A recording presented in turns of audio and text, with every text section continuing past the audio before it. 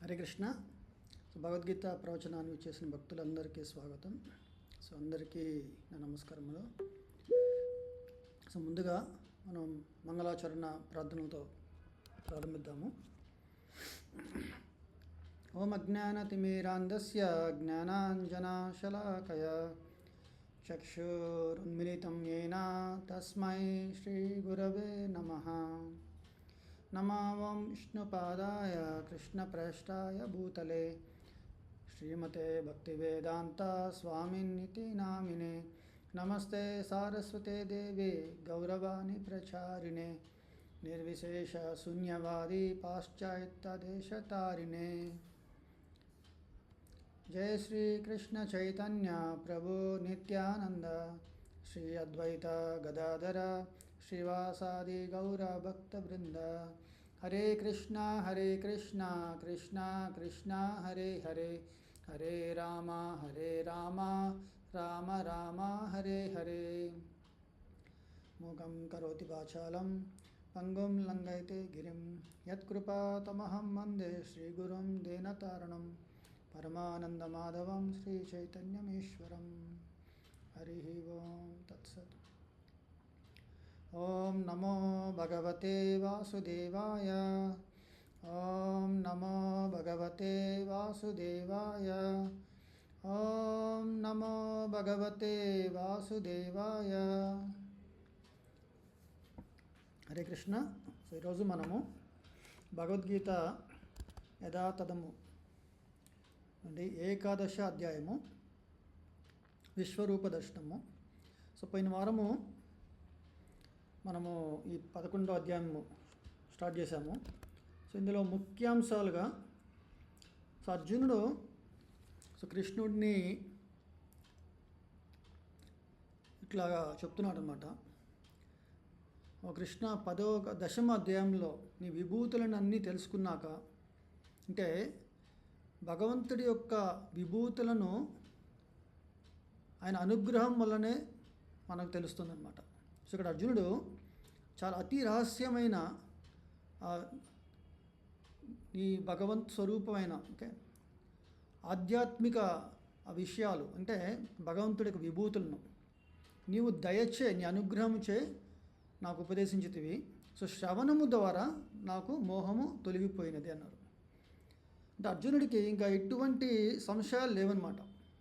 ముందు మనము ఇది ఒకటి అర్థం చేసుకోవాల్సింది. జీవితంలో ప్రతి ఒక్కరికి రకరకాల సంశయాలు ఉంటాయి. ప్రభుపాదులు వారు అంటారు, మన బాడీలి డిమాండ్స్ ఏంటంటే ఆహార, నిద్ర, భయ, మైథున. ఈ 4 ఈ యొక్క శరీరం యొక్క డిమాండ్స్ అన్నమాట. ఈ యొక్క డిమాండ్స్ కోసము అహర్నిశలు మన మనస్సు, మన బుద్ధి, ఇంద్రియాలు ఎప్పుడు ఆరాటపడుతూనే ఉంటాయి. దానివల్ల రకరకాల సంశయాలు ఏర్పడుతూ ఉంటాయి. మనం చూడండి, పొద్దున్నే లెగిసినప్పటి నుంచి పడుకునేంత వరకు ఏదో ఒక డౌట్, ఏదో ఒక థాట్, అంటే ఏదో చేయాలని, లేకపోతే ఇలా చేసిన దాన్ని కొంచెం రిగ్రెట్ అవుతూ పశ్చాత్తాపంతోనో, లేకపోతే మళ్ళీ మనం ఇంప్రూవ్ చేసుకోవాలి, మనం ఇంకా జీవితంలో మంచిగా పురోగతి సాధించాలి అన్న ఒక లక్ష్య సాధనతోనే మన జీవితాన్ని మనం గడుపుతూ ఉంటాం. అంటే ఎన్నో సంశయాలు అనేది ఏర్పడుతూ ఉంటాయి ఇటువంటి జీవన శైలి. మరి నిజమైన సంశయం ఏంటంటే శ్రేయ ఉత్తమం అన్నారు. జిజ్ఞాసు శ్రేయ ఉత్తమం. ఇది పోయిన వారం కూడా చాలా క్లుప్తంగా చెప్పాను. ఎవరు అంటే ఒక నిజమైన జిజ్ఞాసువు, ముముక్షువులు అంటారు. అంటే వాళ్ళు ముక్తి కోసము పరితపించేవాళ్ళు. అంటే ఈ యొక్క భౌతిక జగత్తులో మనము పొందగలిగినది ఏమీ లేదు. మనము ఈ భౌతిక జగత్తుకు సంబంధించిన వాళ్ళము కాము. మనము దేవాది దేవుడు శ్రీకృష్ణ భగవానుడి యొక్క పరంధామంలో ఉండాల్సిన వాళ్ళము, వైకుంఠధామంలో. మరి ఇక్కడ నేను ఈ పునరపి జననం పునరపి మరణం పునరపి జనని జఠరే శయనం ఇహ సంసారే బహుదుస్తారే కృపాయ పారే పాహి మురారే. సో ఇట్లాగా శ్రీపాద శంకరాచార్యులు చెప్పారనమాట. అంటే ఒక జీవుడు ఎన్నో కొన్ని నిత్యబద్ధుడిగా కొన్ని వేల కోట్ల కల్పాలంతరంగా మనం ఒక శరీరాలని మనం మార్చుకుంటూ వెళ్తున్నాము. ప్రతి శరీరంలో ఏదో ఒక సంశయము, ఏదో ఒక మోహము, నేను నాది, అంటే నేను అనగానే నా శరీరము ఏదైతే ఉందో అది దాన్ని చూస్తూ ఓకే నేను పురుషుడిని, నేను పలానా పేరు గలవాడిని, నేను పలానా గ్రామంలో వాస్తవ్యులు అంటారు, లేదా పలానా ఫ్యామిలీ రిలేషన్స్ అంటే మన వంశ చరిత్ర అంటారు చూసారండి. సో ఇట్లాగా మనల్ని మనము ఐడెంటిఫికేషన్ చేసుకుంటాం అన్నమాట. మిస్ఐడెంటిఫికేషన్ అన్నారు ప్రభుపాదులు. ఎందుకంటే శరీరము తాత్కాలికమైనది. మరి తాత్కాలికమైన ఈ భౌతికమైన దేహముతో దేహ అన్నారు. ఓకే, సో దేహ అంటే దేహము, దేహి అంటే ఈ శరీరంలో ఆక్యుపైయర్ ఉన్నవా ఎవరంటే, మరి ఆ సంబంధించిన సంశయం అనేది మనలో కలగడం లేదు. ఇక్కడ అర్జునుడికి కృష్ణుడి యొక్క విభూతులనన్నీ చక్కగా విన్నాక, అంటే నేను కూడా భగవంతుడి యొక్క అంశనే, నేను భగవంతుడి యొక్క శక్తిలో ఆయన విభూతుల్లో ఓకే నేను కూడా జీవశక్తి కింద వస్తాను. ఈ యొక్క భౌతిక జగత్తు ఎంత జడ పదార్థంతో కూడుకున్న ఇవి కూడా భగవంతుడి యొక్క శక్తి. ఇది జడ శక్తి, మనం జీవశక్తి. సో ఇలాగా భగవంతుడు రకరకాలుగా ఈ మూడు లోకాలలో ఓకే ఏ యొక్క గొప్పవి ఓకే ప్రధానమైన విషయాల గురించి ప్రస్తావించారన్నమాట శ్రీకృష్ణ భగవానుడు. మరి ఇవన్నీ విన్నాక అర్జునుడిలో చాలా చైతన్యం కలిగింది. ఓ కృష్ణ, నీ అనుగ్రహంచే ఓకే నీ ఉపదేశం వినడం వల్ల, శ్రవణం చేయడం వల్ల నా మోహము తొలగిపోయినది. ఇది మనం బాగా అర్థం చేసుకోవాల్సింది మళ్ళీ. సో ఈ మోహము తొలగిపోయిన తర్వాత అర్జునుడు కృష్ణుడిని, ఓ కృష్ణ నాకు నీ యొక్క ఈ ఐశ్వర్య రూపంను చూపించాలి అని కోరాడనమాట. అంటే నాకు చూడగోరుతున్నాను అన్నాడు.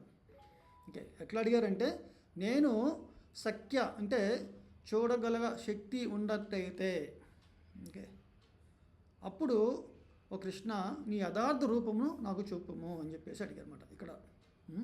ఇక్కడ అన్నారు చూసారా, నీ విశ్వరూపమును గాంచుటకు నేను సమర్థుడనని నీవు తలచినచో.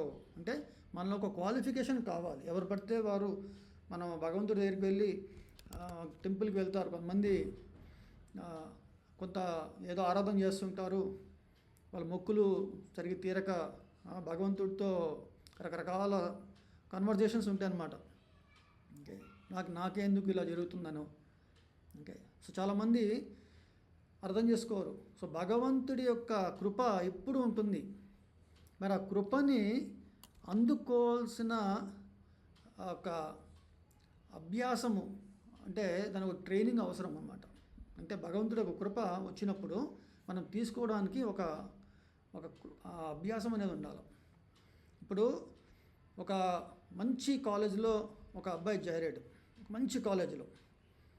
పిల్ల తల్లిదండ్రులు వచ్చి పీటీఎంలో మా అబ్బాయి సరిగా చదవడం లేదండి, మార్కులు సరిగా రావడం లేదండి అంటారు. ఇక్కడ ప్రాబ్లం ఎక్కడిది? టీచరు చక్కగా బోధిస్తున్నారు క్లాస్లో, కానీ ఈ అబ్బాయి డిస్ట్రాక్షన్స్ ఉండడం వల్లనో, సరిగా ఫోకస్ చేయకపోవడం వల్లనో, అభ్యాసం సరిగా లేదు. సో దానివల్ల కృప అనేది ఉంది గురువుగారి నుంచి, బట్ ఇక్కడ శిష్యుడికి లోపం ఉందన్నమాట. సో అందుకే ఇక్కడ అర్జునుడు నేను సమర్థుడునని, అంటే క్వాలిఫికేషన్ ఏంటంటే నేను నీ ఎటువంటి అనసూయవే అన్నారు ఇంతకుముందు అధ్యాయంలో, ఎటువంటి మాస్తర్యము అసూయ లేని వాడిని. ఎందుకంటే భగవంతుడి యొక్క ఐశ్వర్యం చూడంగానే అసూయ ఉన్నవారు ఏం చేస్తారండి? దుర్యోధనుడు ఏమనుకున్నారు? ఓకే, కృష్ణుడి యొక్క ఐశ్వర్యాన్ని చూసి ఓకే తను చాలా కలత చెందాడు అన్నమాట. ఎందుకంటే కృష్ణుడి వల్లనే పాండవులు కూడా ఐశ్వర్యం లభించిందని కలత చెందాడు. ఇంకొక ఉదాహరణ కూడా ఉంది. ఒకసారి అశ్వత్థామ కృష్ణుడు ఒక సంవాదం జరిగిందనమాట. సో అశ్వత్థామ కృష్ణుడితో అంటారు, ఓ కృష్ణ, నా దగ్గర చాలా మహిమాన్వితమైన ఒక ఆగ్నేయాస్త్రం, దివ్యమైన అస్త్రం ఉంది, బ్రహ్మశిరాస్త్రము. అది నాకు వంశపరంపరంగా నాకు వస్తుంది, అది నేను నీకు ఇస్తాను, నాకు నీ సుదర్శన చక్రం కావాలంటారు అన్నమాట. చూడండి, అంటే అశ్వత్థామ రంగాలనే కృష్ణుడు అంటారు, ఇంతవరకు అర్జునుడు కానీ నా ప్రియ సఖ్యుడు అంటే స్నేహితుడు లేదా నా ప్రియమైన వాళ్ళలో బలరాముడు వీళ్ళు కూడా నేను ఎప్పుడు అడగలేదు. అంత గర్వంతో మిడిసిపాటు అనుకోండి, నన్ను అడుగుతున్నావు ఇట్లాగా, ఇంకే నువ్వు అడిగావు కాబట్టి ఇస్తాను, మరి దీన్ని నువ్వు ఈ అస్త్రాన్ని సంధించగలవా అని చెప్పేసి కృష్ణుడు ఛాలెంజ్ చేస్తాడనమాట. నీ అస్త్రం నాకు అవసరం లేదు, నీకు కావాలంటే తీసుకొని. అశ్వత్థామ జస్ట్ సుదర్శన చక్రం పట్టుకొని ఆ బరువు మోయలేకపోతాడనమాట, అసలు ఇంకా నేల కొరిగిపోతాడనమాట. ఇట్లాగనమాట. అంటే భగవంతుడి దగ్గర ఉన్న ఐశ్వర్య విభూతులను చూసినప్పుడు మళ్ళీ సమర్థత ఏంటంటే నేను ఆయన చూసి ఆకర్షణకు లోనై ఆయన దాసాను అవ్వాలన్న ఒక సంకల్పం ఏర్పడాలి. దాన్నే అక్కడ అర్జునుడిని అనసూయవే అని చెప్పారన్నమాట. ఓకే, సో ఇక్కడ అర్జునుడు అంత చక్కగా వివరించాక కృష్ణ భగవానుడు, ఓ ప్రియమైన అర్జున పశ్యమే, నీకు పృథుకుమార నీకు నా యొక్క ఐశ్వర్య రూపమును చూపిస్తున్నాను అని చెప్పేసి దాని గురించి అంత వర్ణన చేశారన్నమాట. ఈ వర్ణన అంతా అయిపోయాక ఇక్కడ సంజయుడు ధృతరాష్ట్రుడితో చెప్తున్నాడు అనమాట. అక్కడ విశ్వరూప సందర్శనము కురుక్షేత్ర సంగ్రామంలో ఎలా దేదీప్యమానంగా ఉంది అని చెప్పేసి సంజయుడు చెప్తున్నాడు. అంటే కొన్ని కోట్ల, ఇక్కడ చూడండి, కొన్ని వేల కొలది సూర్యులు ఒకేసారి ఉదయిస్తే ఎంత కాంతి ఉంటుందో అంత తేజస్సు ఉంది అని చెప్పేసి వర్ణించారనమాట సంజయుడు ధృతరాష్ట్రుడికి. సో ఇదంతా అయిపోయిన తర్వాత అర్జునుడు ఇప్పుడు అర్జునుడు ఇక్కడ చెప్తున్నాడు అనమాట. అర్జున ఉవాచ పశ్యామి దేవాంస్ తవ దేవదేహే సర్వాంస్తథా భూత విశేష సంగాన్ బ్రహ్మాణం ఈశం కమలాసనస్థం ఋషిం చ సర్వాన్ ఉరగాంశ్చ దివ్యాన్. పశ్యామి దేవాంస్తవ దేవదేహే సర్వాంస్తథా భూత విశేష సంగాన్ బ్రహ్మాణమీశం కమలాసనస్థం ఋషిం చ సర్వాన్ ఉరగాంశ్చ దివ్యాన్. అంటే దీన్ని రెండు రకాలుగా చక్కగా ఉచ్చారం చేయొచ్చు, పెద్ద శ్లోకాలు ఇవి. ఇక్కడ అర్జునుడు పలికిన, ప్రియమైన కృష్ణ, సమస్త దేవతలు ఇతర సమస్త జీవులు నీ దేహమునందు సమావిష్టులై ఉండుటను నేను గాంచుచున్నాను. పద్మాసనుడైన బ్రహ్మను, శివుని, మహర్షులందరినీ, దేవత సర్పములను కూడా నీ యందు నేను దర్శించుచున్నాను. ఇక్కడ మనం అర్థం చేసుకోవాల్సింది, అర్జునుడు ఇక్కడ అందరినీ చూస్తున్నాడు అనమాట ఒకే చోట. మీకు చెప్పాను కదండి, ఇప్పుడు మనం ఒక సెక్రటేరియట్ వెళ్ళామనుకోండి లేదా పార్లమెంట్ వెళ్ళామనుకోండి, అక్కడ మొత్తము అంటే మన లీడర్స్ అందరినీ కూడా సమూహంగా మనం చూడవచ్చు. ఇప్పుడు ఇక్కడ సృష్టిలో ఉన్న దిక్పాలకులు ఉన్నారు, ఓకే, లోకపాలకుల్లో ఇంకా గొప్పగా మహాదేవుడు లార్డ్ శివ, ఓకే. సో తర్వాత పితామహుడు అంటారు బ్రహ్మ, ప్రపితామహ అన్నారు, మన భగవద్గీతలో కూడా వస్తుంది. ప్రపితామహ అంటే బ్రహ్మకి సోర్స్, తండ్రి ఎవరంటే కృష్ణుడు. ప్రపితామహ అంటే విష్ణువు నుంచే మనకి ఈ యొక్క సృష్టి ఆరంభమవుతుంది. ఎట్లాగైతే జీవుడు శరీరంలోకి ఎంటర్ అయిన తర్వాతనే ఈ శరీరము ఒక రూపం వస్తుందన్నమాట. అంటే తల్లి గర్భంలో ఉన్నప్పుడు మొదట ఆత్మ ప్రవేశిస్తుంది. ఆత్మ లేకుండా శరీరం ఏర్పడి తర్వాత ఆత్మ ప్రవేశించడం కుదరదు. ఏదైనా చూడండి, ముందు ఆత్మ వల్లనే ఒక జడ పదార్థం అనేది ఏర్పడుతుంది. జడ పదార్థం నుంచి ఒక చలనం రాదనమాట. ఓకే, అందుకే ఆచార్యులు చెప్పారు, కర్మనా దైవ నేత్రేనా, ఇది భాగవతంలో అనమాట. జంతుర్ దేహోపపత్తయే, జంతుర్ మీన్స్ ఇక్కడ జీవులు. సో మన ప్రతి జీవి అతను చేసిన కర్మానుసారంగా, అంటే దైవ నేత్రేన అంటే సర్వేలెన్స్ ఉంటుందన్నమాట. దాన్ని బట్టి మనం ఒక జీవుడు శరీరంలోకి ఎంటర్ అవుతాడు. ఇక్కడ ఎందుకు చెప్తున్నారంటే ఇక్కడ పాయింట్, ఇక్కడ అర్జునుడు చూస్తున్నాడు సమస్త జీవులు కృష్ణుడి దేహం నందు ఉన్నారన్నమాట. అంటే ఇక్కడ ఉద్దేశం ఏంటంటే ఈ యొక్క సృష్టి ఒక బ్రహ్మాండంలో అందరు జీవులు రకరకాల ప్లానిటరీ సిస్టమ్స్లో ఉన్నారు. ఇదంతా కూడా ఒక యూనివర్సల్ ఒక పిక్చర్ అనేది ఏర్పడితే ఓకే, యూనివర్సల్ ఫామ్ అంటారన్నమాట. అందుకే విశ్వరూపము, ఆ విశ్వరూపంలోనే అందరు ఇమిడి ఉన్నారు లెక్క. ఇంకా అక్కడ అర్జునుడు అందరినీ చూస్తున్నాడు, అంటే ముల్లోకాలలో ఉన్న వాళ్ళందరినీ చూస్తున్నారు అనమాట. ఓకే, బ్రహ్మను, శివుడిని, మహర్షులు, మనకి సప్త ఋషులు ఉన్నారు కదా. సో అట్లాగా దేవతా సర్పములు అంటే అనంత శేష. సో అనంత శేషుడి పైన గర్భోదక సాయుష్యుడు ఉంటారు, ఆయన్ని కూడా అందరినీ చూస్తున్నారు అనమాట ఇక్కడ అర్జునుడు. అంటే కింద నుంచి పై వరకు అని చెప్పాలన్నమాట. అంటే మనకి గర్భోదక సాయుష్యుని పాతాళ లోకం కింద ఉంటారన్నమాట. అంటే ఈ యొక్క బ్రహ్మాండం ఎట్లా ఉందంటే ఒక గుడ్డు మాదిరిగా అనమాట. సో గుడ్డులో చూస్తే సగమేమో ఒక నీరు ఉంటుంది, ఉపరితలం పైనేమో ఒక ఎంటీ స్పేస్ ఉంటుందన్నమాట. సో కింద ఉన్న వాటర్ వచ్చి గర్భోదక అంటారన్నమాట. ఇప్పుడు మనకి వరాహావతారము మనం చూసినప్పుడు హిరణ్యాక్షుడు ఏం చేశారంటే ఈ యొక్క భూమండలాన్ని తీసుకొని ఆయన గర్భోదక ఓషన్లో పడవేశారన్నమాట. అప్పుడు వరాహస్వామి ఆయన అవతరించి గర్భోదకంలో మునిగిపోయిన ఆ భూమండలాన్ని తీసుకొని తన టస్క్ నుంచి పైకి తీసుకొచ్చి ఆయన ఒక శక్తిని ఇచ్చి మళ్ళీ ఆర్బిట్లో ప్రవేశిస్తారన్నమాట. సో అక్కడ కూడా మనకి ఇట్లా వస్తుందన్నమాట. ఓకే,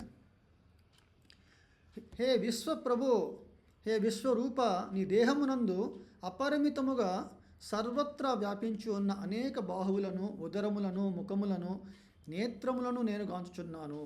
నీ యందు ఆది మధ్యాంతరములను నేను గాంచలేకున్నాను.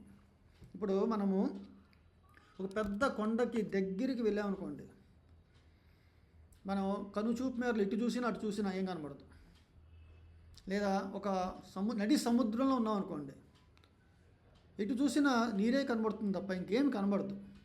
కానీ అదే మనము ఉపరితలం పైకి వెళ్ళే కొద్దీ మేబీ కొంత శాటిలైట్ ఇమేజెస్ ద్వారా చూస్తే ఒక వాటర్, కొంచెం ల్యాండ్ అంత కనబడే అవకాశం ఉంది. ఇప్పుడు అర్జునుడికి విశ్వరూప సందర్శనంలో ఆయన ఎటు చూసినా కూడా కృష్ణుడి యొక్క ఆయన అంటారంటే ఇక్కడ ఆయన విభూతులు, ఐశ్వర్యములు, ఓకే, అంటే అందరి యొక్క మన సెన్సెస్ అంటారు, అంటే ఋషికేశ. మరి ఈ సెన్సెస్ నిజంగా ఎక్కడి నుంచి వచ్చాయంటే అది భగవంతుడి నుంచి మనకి ఇచ్చారనమాట. రెంటల్ బేసిస్ అనమాట ఇది. సో ఈ శరీరం అనేది మనకి రెంటల్ బేసిస్గా వచ్చింది. నిజమైన ఈ బాహువులు, ఉదరములు, ముఖములు, నేత్రములు ఇవన్నీ కూడా ఒక విశ్వరూపంలో మనం అన్నీ చూస్తున్నాం అన్నమాట. మనం ఇట్లా మనం అర్థం చేసుకోవాలి. ఓకే, ఇప్పుడు అర్జునుడు అన్నీ చూస్తున్నాడు అన్నమాట ఆ విశ్వరూపంలో. జ్వలించు అగ్ని లేక అపారమైన సూర్యుని తేజస్సు వలె సర్వ దిక్కులకు వ్యాపించుచున్న తేజోమయమైన కాంతి వలన నీ రూపమును గాంచుట కష్టమగుచున్నది. అయినను పెక్కు కిరీటముల చేతను, గదల చేతను, చక్రముల చేతను అలంకరింపబడిన నీ ఉజ్వల రూపమును సర్వత్రా నేను గాంచుచున్నాను. మనకి ఒక శ్లోకంలో కృష్ణుడు అర్జునుడితో, ఈ యొక్క కనులతో నువ్వు నన్ను చూడలేవు, నీకు దివ్య నేత్రములు, చక్షువులు నేను ఇస్తున్నాను అన్నారు. ఇప్పుడు మన సూర్యుని చూడాలంటే కూడా గ్లాసెస్ పెట్టుకోవాలంటారు కదా. మన గ్రహము వచ్చినప్పుడు కొంతమంది రీసెర్చ్ చేస్తూ ఉంటారు. మరి వాళ్ళకి కూడా ఒక ఇన్స్ట్రుమెంట్ కావాలి. ఓకే, సో ఇక్కడ భగవంతుడిని ఆయన యొక్క విభూతులను, ఐశ్వర్యములను, అది కూడా దివ్యమైనవి, ఆధ్యాత్మికమైనవి, భౌతికమైనవి కావు. సో అటువంటి భాగ్యం అర్జునుడికి లభించింది కృష్ణుడి యొక్క అనుగ్రహం వల్ల. సో ఇక్కడ అర్జునుడు ఎంత అపారమైన తేజస్సు ఉన్నా కూడా, సర్వ దిక్కులు వ్యాపించి ఉన్నా, ఓకే, కష్టమైంది కానీ ఆయన చూడగలుగుతున్నాడు అన్నమాట. అది మనం అర్థం చేసుకోవాలి. అది భగవంతుడి యొక్క అనుగ్రహం వల్ల. ఇక్కడ చాలా కిరీటములు, గదలు, చక్రములు, అంటే ప్రతి ఒక్క విశ్వరూప సందర్శనంలో చాలా చెప్పారు కదండి, చాలా బాహువులు. సో ప్రతి బాహువుల్లో అంటే చేతుల్లో ఆయన చాలా తలలు ఉన్నాయి. అన్నిట్లో కూడా కిరీటములు, గదలు, చక్రములు అన్నీ అలంకరించబడి నీ ఉజ్వల రూపమును సర్వత్రా నేను గాంచుచున్నాను. సో ఇది అర్జునుడి యొక్క, ఓకే, మీరు మనం అర్థం చేసుకోవాలి. ఇప్పుడు కొంతమంది చంద్రమండలంకి వెళ్ళి నేను చంద్రుడి మీద మొదట మనం కాలు మోపాము, అక్కడ ఇట్లా ఉంది అని వివరించారు. మన చిన్నప్పుడు చాలా జీకే ఎగ్జామ్స్ లేకపోతే చాలా వాటిల్లో మనం కూడా వాళ్ళు ఏం చెప్పారో, ఓకే, ఇదే నిజం అనుకొని మనం వెళ్ళాము. అది నిజమా అబద్ధమా అనేది మనం అర్థం చేసుకోవాలి. ఎందుకంటే ఒక మనిషి బద్ధుడు అవడం వల్ల, అంటే ఒక ప్రకృతికి బద్ధుడైనప్పుడు ఈ ప్రకృతికి అతీతంగా ఏది చేయలేడనమాట. ప్రకృతికి లోబడే ఉండాలి. మనం ఉదయాన్నే నేచర్స్ కాల్ అంటారు. సో ఈ నేచర్స్ కాల్ అంత డిమాండింగ్ అంటే మనల్ని మనం కంట్రోల్ చేసుకోలేము, మనల్ని మనం గ్రహించుకోలేము అన్నమాట. సో ఇది ప్రభుపాదులు అంటారు, the laws of nature. So ఇక్కడ మనము అర్జునుడు తన దర్శనం ఎట్లా ఉంది అనేది ఇక్కడ వివరిస్తూ వ్యాస మహర్షి తన స్వయం ప్రాతిపదికన ఇదంతా లిఖిస్తున్నారు అనమాట. అంటే ఆయన యొక్క యోగ సాధనలో ఇవన్నీ ఆయనకు ప్రస్ఫుటంగా తెలుస్తుందన్నమాట. అంటే వ్యాస మహర్షికి కృష్ణుడి యొక్క అర్జునుడు మధ్య ఏం జరుగుతుంది, ఈ కృష్ణ ఉపదేశము మొత్తాన్ని మహాభారతంలో ఆయన రచించారన్నమాట. మరి ఇక్కడ మనం ఇవన్నీ చదివినప్పుడు మనం చూడకపోయినా కూడా అర్జునుడు చూసిన దాన్ని వ్యాస మహర్షి ఇలా భగవద్గీత మనకి అందించినట్టుగా ఈ యొక్క గురు శిష్య పరంపరలో వస్తుంది. కాబట్టి దీన్ని ప్రామాణికంగా మనం భావించగలిగితే, అంటే శుద్ధ చిత్తముతో, సంపూర్ణ విశ్వముతో, సంపూర్ణ విశ్వాసము, శ్రద్ధ విశ్వాసము, ఇవి కానీ మనలో కానీ ఉండగలిగితే, ఇవన్నీ మనం చూడంగానే వినంగానే భగవంతుడి మీద అపారమైన ఆకర్షణ కలుగుతుంది. అందుకే హరే కృష్ణ మంత్రము ఒక సాధారణ వ్యక్తి జపించినప్పుడు, లేదా ఒక ఆచార్యులు అంటే పరిశుద్ధాత్మ మహాజనులు మహాత్ములు వాళ్ళు, రూపగోస్వామి, సనాతన గోస్వామి వాళ్ళు జపం చేసినప్పుడు వాళ్ళ అనుభవం ఎంత డిఫరెంట్గా ఉందంటే, మనకి జపం చేస్తున్నప్పుడు నిద్ర వస్తుంటుంది. వాళ్ళు రూపగోస్వామి ఏమన్నారంటే, నాకు ఒక్క నోరు 2 చెవులు వల్ల నేను సరిగ్గా హరే కృష్ణ మంత్రాన్ని ఆస్వాదన చేయలేకపోతున్నాను. నాకు లక్షల కోట్ల నోర్లు, లక్షల కోట్ల చెవులు ఉంటే నేను హరే కృష్ణ మంత్రాన్ని బాగా జపం చేసి ఆ ఆస్వాదన ఎక్స్టసీని నేను పొందగలను. ఒక్క నోరు 2 చెవులతో ఏ మంత్రం నేను తీసుకోగలను? ఇప్పుడు మన ఇంట్లో మంచిగా జ్యూస్ ఏదైనా తయారు చేశారు, లేదా స్వీట్, చిన్న కప్పు ఇచ్చారు. మరి ఏమంటారండి, ఈ చిన్న కప్పులు నేనేం దాన్ని టేస్ట్ చేయగలుగుతానండి, నాకు పెద్ద కప్పు ఇవ్వండి, నేను చక్కగా అన్నీ తింటాను హ్యాపీగా అనుకుంటాను కదండి. చేతి ప్రసాదంలాగా చిన్న చేతిలో పెట్టేసి ఇదిగో నీకు చేశాను ఈరోజు స్వీట్ అంటే మనం ఎట్లా తీసుకోగలుగుతాము? అట్లాగా ఆచార్యులకి ఈ హరే కృష్ణ నామస్మరణ చేస్తున్న వాళ్ళ అనుభూతి ఎట్లా ఉందో చెప్పారు. కానీ దాన్ని మనం పొందలేకపోతున్నాం. అది మన దౌర్భాగ్య స్థితి. ఈ దౌర్భాగ్య స్థితి నుంచి మనం కూడా మహాభాగ్యము, ఆ సౌభాగ్యము కలిగే అవకాశం ఉంది. ఎలా అంటే మన ఆచార్యులు చెప్పింది శ్రద్ధతో, సంపూర్ణ విశ్వాసంతో మనం వినడం, శ్రవణం ద్వారా, మళ్ళీ ఒకసారి కాదు, మళ్ళీ శ్రవణం చేయడం ద్వారా, శ్రవణం చేసిన ఒక ఫలితం ఎటువంటిదంటే మనం భగవంతుడికి సేవ చేయాలన్నమాట, శరణు పొందాలి ఆయనకి. సో ఇక్కడ మనకి అర్జునుడు ఆయనకు వచ్చిన అనుభవాల గురించి చెప్తున్నారు. దివ్యమైన ఆదిధ్యేయము నీవే, విశ్వమంతటికి నీ పరమ దారము నీవే, అవ్యుడవు మరియు సనాతుడవు నీవే, శాశ్వత ధర్మరక్షకుడవు, దేవాది దేవుడవు నీవే, ఇది నా అభిప్రాయము. ఇక్కడ ఎంత చక్కగా చెప్పారు చూడండి. త్వమక్షరం పరమం వేదితవ్యం, త్వమస్య విశ్వస్య పరం నిదానం, త్వమవ్యయ శాశ్వత ధర్మగోప్త, సనాతనస్త్వం పురుషో మతో మే. మతము అంటే నా అభిప్రాయము. మతము కృష్ణ కూడా చాలాసార్లు చెప్తారనమాట. మతిర్మమ అంటారు. అంటే నా మతం ఇది, నా అభిప్రాయం ఇది. సో ఇక్కడ అర్జునుడు సంపూర్ణ శరణాగతి పొందిన లక్షణాలు చెప్తున్నారు అనమాట. త్వం అక్షరం ఆదిధ్యేయము అంటే అక్షరం, త్వం అక్షరం పరమం, అది కృష్ణుడు. వేదితవ్యం అందరికి పరమ ఆధారము నీవే. సో ఇట్లాగా కృష్ణుని స్తుతిస్తున్నాడు ఇక్కడ అన్నమాట. ఇప్పుడు మనం యొక్క ప్రతి పదాన్ని మనం చూసినప్పుడు మనకి ఒక చిన్న ఉదాహరణ చెప్పుకోవాలి ఇక్కడ. పాండవులు కురుక్షేత్ర సంగ్రామము అంతా అయిపోయిన తర్వాత అశ్వత్థామ ఉప పాండవులను చంపేసి ఆ సమయంలో భీముడు చాలా ఆగ్రహంతో అశ్వత్థామని వెంబడిస్తాడు. కృష్ణుడు అంటారు, అర్జున, అశ్వత్థామ దగ్గర బ్రహ్మశిరాస్త్రం ఉంది, భీముడు ఎదుర్కొనలేడు, ముందు మన భీముని చేరుకోవాలి అని చెప్పేసి వెంటనే రథం సిద్ధం చేసి, ఇంకా అర్జునుడు రథం ఇంకా ఉన్నాడు, కృష్ణుడు రథం సారథిగా వెళ్తుంటే భీముడిని, అర్జునుడిని, కృష్ణుని చూసి అశ్వత్థామ గడ్డి పోచను తీసి వెంటనే మంత్రోచ్చారం చేసి వదిలాడు అన్నమాట బ్రహ్మశిరాస్త్రం. చూడండి ఇక్కడ అర్జునుడికి పాశుపతాస్త్రం ఉంది, దివ్యాస్త్రాలు ఎన్నో ఉన్నాయి.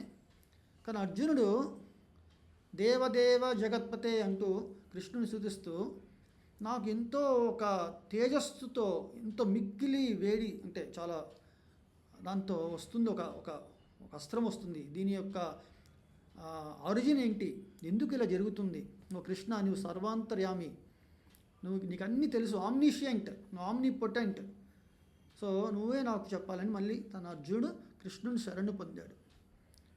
ఇక్కడ అర్జునుడు, నీ కృష్ణుని ఎందుకు, నా దగ్గర శక్తి ఉంది, నేను ముందు అని తన గర్వంతో లేడన్నమాట.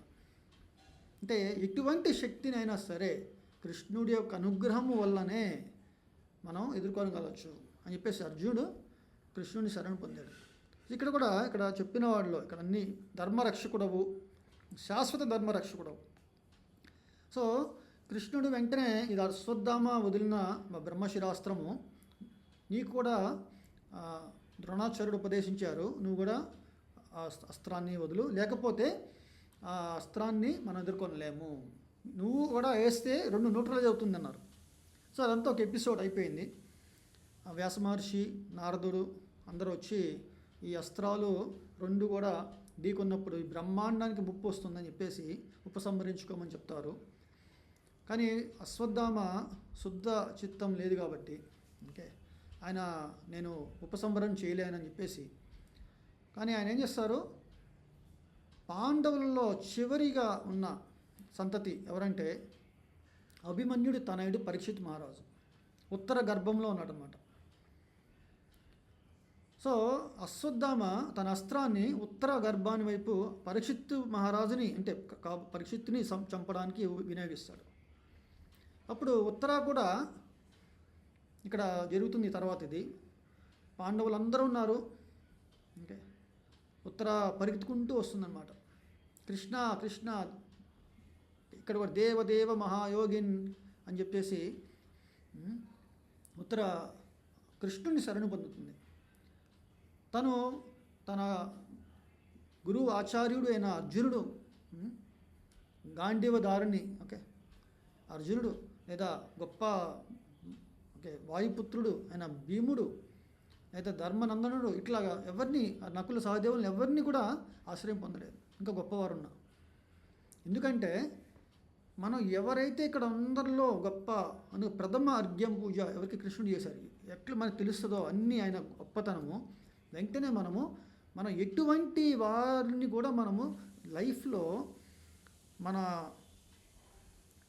దాన్ని ఏమంటారంటే అభిమానం అనేది ఉంటుంది అందరికీ, కానీ ఒకరికి శరణు పొంది వీరు నాకున్న కష్టాల్లో నుంచి బయటపడేయగలుగుతారు అని చెప్పేసి మనం చాలాసార్లు చాలా రకరకాల మందిని ఆశ్రయిస్తుంటాము. అది తప్పనమాట. భక్తుడు ఎప్పుడూ అలా చేయడు. నిజమైన భక్తుడు ఏం చేస్తారంటే సర్వవేళల భగవంతునే శరణు పొంది ఉంటారన్నమాట. అది మనం బాగా అర్థం చేసుకోవాలి. ఇక్కడ ఇందాక చెప్పుకున్న అర్జునుడు కానీ, ఇక్కడ ఉత్తర కానీ వెంటనే కృష్ణుడికి శరణు పొందారు. ఇక్కడ వెంటనే కృష్ణుడు శరణు పొందారు. ఎందుకంటే ఇక్కడ కృష్ణుడు మాత్రమే అంటే శాశ్వతంగా నాకు రక్షణ కల్పించగలుగుతాడు, పరమ ఆధారము. ఈరోజు నేను ఇట్లా ఉన్నానంటే మన తల్లిదండ్రులని చెప్తాము, కానీ ఇట్లాగా మనం పైకి వెళ్తుంటే మన గ్రాండ్ ఫాదర్స్, వాళ్ళ గ్రాండ్ ఫాదర్స్, పరమ ఆధారం ఎవరు ఈ సృష్టి మొత్తానికి ఎవరంటే దేవాది దేవుడు కృష్ణ భగవానుడు. అని మనం తెలుసుకుంటాం అనమాట. ఇక్కడ అర్జునుడు తన అనుభవాన్ని మనకి చెప్తున్నప్పుడు మనం దీన్ని చాలా విశ్వాసము అంటే చాలా ఇది దాన్ని ప్రభుపాదులు అంటారు, ఈ విశ్వాసం అనే శ్రద్ధ అనేదంటే ఒక్క భక్తి చేస్తే చాలు. ఓకే, శ్రద్ధ శబ్ద విశ్వాస కహే సుదృఢ నిశ్చయ అంటే దృఢమైన నిశ్చయం అనమాట. కృష్ణ భక్తి కైల సర్వకర్మ కృతహయ అని చెప్పారనమాట. అంటే కృష్ణ భక్తి మనం చేయడం వల్ల మన సంపూర్ణ మన ఈ కారణ జన్మ మనకి ఏమైతే ఉందో, ఓకే, మన డ్యూటీస్ మన యొక్క ఓకే మన ధర్మం ఏదైతే ఉందో ఆ ధర్మాన్ని పూర్తిగా మనం చేసినట్టు అనమాట. ఇంకా ఏది చేసినా కూడా మనము ఏదో ఒక లోపంతో ఉన్నవాళ్ళు అనమాట. సో ఇది ఎందుకు ఏర్పడుతుందంటే కృష్ణుడి యొక్క వైభవాన్ని మనము ఓకే ఆయన విభూతులను ఆయన ఐశ్వర్యంను అర్జునుడు చూస్తున్నాడు ఇక్కడ. ఓకే, ఆయన చూడకుండానే వినడం ద్వారానే మోహం తొలగిపోయిందన్నారు ఫస్ట్. కానీ అయినా మన కోసమే ఓ కృష్ణ నీ అనుగ్రహం వల్ల నీ కృప ఉంటే నేను సమర్థుడిని అయితే నీ యొక్క విశ్వరూప దర్శనం చూడాలనుకుంటున్నాను అన్నారు. ఇది మన గురించి మనం పోయిన వారం చెప్పుకున్నాము. ఇక్కడ అర్జునుడు అంటున్నారు, ఆది మధ్య అంతరహితుడినిగాను అపరిమిత వైభవము గలవానినిగాను అనేక బాహువులు గలవానినిగాను సూర్యచంద్రులు నేత్రములుగా గలవానినిగాను ప్రజ్వలించుచున్న అగ్ని వెలువడుచున్న ముఖము కలవానినిగాను సర్వ తేజముతో ఈ సమస్త విశ్వమును తపింపజేయుచున్న వానినిగాను నిన్ను గాంచుచున్నాను.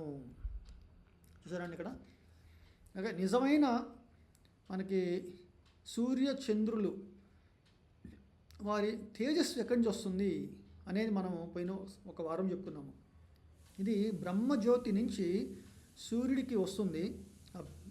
సూర్యుడి ప్రతిబింబించి చంద్రుడి మీదకి వస్తుంది. సూర్య యొక్క రశ్మి ఓకే చంద్రుడి నుంచి ప్రతిబింబించి మనకి భూమి మీదకి వస్తుంది. మనకి తెలిసింది సైన్స్ ప్రకారంగా సన్షైన్ రిఫ్లెక్షన్ వల్ల మూన్ చాలా సూదింగ్గా చాలా చాలా శీతలముగా చక్కగా అంటే మనకి అంటారు చూసారండి, చంద్రుడి యొక్క కిరణాలు ఎట్లా అంటే మనకి వెన్నెల అంటారు చూసారా, మనకి పున్నమి నాటి వెన్నెల ఎంత చక్కగా చల్లగా ఉంటుందో అదంతా ఎక్కడి నుంచి వస్తుందంటే సూర్యుడి నుంచి అంటారు. మరి సూర్యుడికి ఎక్కడి నుంచి వచ్చింది అంత తేజస్సు అంటే అది మనకు తెలియదు సైన్స్. ఇక్కడ అర్జునుడు చెప్తున్నారు అనమాట, ఇదంతా కూడా బ్రహ్మజ్యోతి నుంచి వస్తుందన్నమాట. ఈ ప్రజ్వలించుచున్న అగ్ని వెలువడుచున్న ముఖము ఎన్ని అంటే భగవంతుడు దేదీప్యమానము ఆయన యొక్క ఐశ్వర్యము ఇక్కడ అర్జునుడు చూస్తున్నమాట. నీవు ఒక్కడవే అయినను సమస్త ఆకాశమును సర్వలోకములను మరియు వారి నడుమగల ప్రదేశమునంతటిని వ్యాపించి ఉన్నావు. ఓ మహానుభావ, అద్భుతమును భయంకరమును అగు ఈ రూపమును గాంచి లోకములన్నీ కలత చెందుతున్నవి. ఇక్కడ కృష్ణుడు ఒక్కడే. ఓకే, మనం ఇదే మన పొరపాటుగా ఆలోచిస్తాం అన్నమాట. భగవంతుడు అంటే సర్వాంతర్యామి. సర్వాంతర్యామి అంటే ఆయనకు ఒక రూపం ఉండదు అనేది ఒక భావన, కొంతమంది వాదన కూడా. కానీ మనం భగవంతుణ్ణి అధోక్షజ అన్న ఒక శబ్దంతో సంబోధిస్తారు. అధ అక్షజ అంటే మన అక్షజ అంటే కళ్ళతో మనం చూడలేము లేదా మన ఇంద్రియాలతో మనం వర్ణించలేము. ఆ ఓకే అంటే మనకి తెలుగులో ఆ నుంచి ఆహా బండిరా వరకు ఓకే ఇట్లాగా మనకి అధ అక్షజ ఈ యొక్క పదాల వర్ణనతో భగవంతుణ్ణి మనము కూర్చలేము అన్నమాట. అంటే ఈ పదాలను కూర్చి భగవంతుణ్ణి మనం వర్ణించలేము. సో దానికే మనము భగవంతుని అధోక్షజ అంటారు. సో ఇక్కడ మన భగవంతుడి రూపము ఎట్లా అనేది కృష్ణుడు ఇక్కడ చూపిస్తున్నప్పుడు దర్శనము సర్వత్రా వ్యాపించి ఉన్నావు అని చెప్పారు. అంటే పైన ఆకాశమున సర్వలోకములు నడుమ అన్ని చోట్ల వ్యాపించి ఉన్నావు. మరి కృష్ణుడు మాత్రము అదే యుద్ధంలో తన రథం మీద అట్లాగే తను ఉన్నాడన్నమాట. అంటే ఈ యొక్క విశ్వరూప దర్శనము చేస్తున్నప్పుడు కృష్ణుడు అక్కడ మామిపోల, కృష్ణుడు తన యొక్క శక్తిని చూపిస్తున్నాడు తన యొక్క అంశగా. ఓకే, సో అది ఇక్కడ మనకి అర్జునుడికి కనబడుతుంది అన్నమాట. ముందు దేవతా సమూహములన్నీ నిన్ను శరణు వేడి నీ యందు ప్రవేశించుచున్నవి. వారిలో కొందరు భయపడిన వారై ముక్కులిత హస్తములతో ప్రార్థించుచున్నారు. మహర్షులు సిద్ధ సమూహములు రోధిస్తూ శాంతి శాంతి అనుచు వైదిక మంత్రముల చే నిన్ను స్తుతించుచున్నారు. ఇక్కడ స్వస్తి స్వస్తి అంటారన్నమాట. మహర్షులు అందరూ కూడా అంటే ఇక్కడ చాలా గొప్ప శక్తి అనేది ఇక్కడ అంటే దాని అంటారు దర్శనం జరుగుతుందన్నమాట, ప్రదర్శితమవుతుంది. మరి అటువంటి శక్తి చూసి అందరూ కూడా అంటే ముల్లోకాల్లో అందరూ అంటే మన యుద్ధ రంగంలో కొంతమంది చూస్తున్నారు ఎవరైతే భగవంతుడి అనుగ్రహం ఉన్నదో. కానీ బ్రహ్మ ముక్కోడి దేవతలు వాళ్ళందరూ ఇక్కడ ఇమిడి ఉన్నారు. అర్జునుడు చూస్తాడు కదా, శివుడిని చూస్తున్నారు, బ్రహ్మదేవుని చూస్తున్నారు, అందరిని చూస్తున్నారు. సో వాళ్ళందరూ యొక్క భయపడిన వారే అన్నారు. అంటే వాళ్ళందరూ ఇక్కడ వారిలో కొందరు భయపడిన వారే ముక్కులిత హస్తములతో ప్రార్థించుచున్నారు. అది చెప్తున్నారు అన్నమాట ఇక్కడ అర్జునుడు. పరమశివుని పలు రూపములను, ఆదిత్యులను, వసువులను, సాధ్యులను, విశ్వదేవతలను, అశ్విని కుమారులను, మరుత్తులను, పితృదేవతలను, గంధర్వులను, యక్షులను, అసురులను, సిద్ధులను నిన్ను ఆశ్చర్యచకితులై గాంచుచున్నారు. అంటే ఇక్కడ అర్జునుడికి కనబడుతుంది ఏంటంటే నేను ఒక్కడనే ఏదో చూస్తున్నాను కాదు, నాతో పాటు చాలామంది అంటే రకరకాల ఈ యొక్క ప్లానెటరీ సిస్టమ్స్లో గ్రహాంతరాల్లో ఓకే కూడా చాలామంది ఉంటారు. అందుకే మన సైన్స్ మనకి చిన్నప్పటి నుంచి మనం నేర్పించింది ఏమీ లేదు అని అర్థం చేసుకోవాలి. మనకి 2026 అంటే ఇన్ని సంవత్సరాల వరకే ఈ భూమి ఉన్నది, ఈ భూమిలో ఏదైతే జరుగుతుందో హిస్టరీ ఇంతవరకే మనకి చెప్తుంటారు.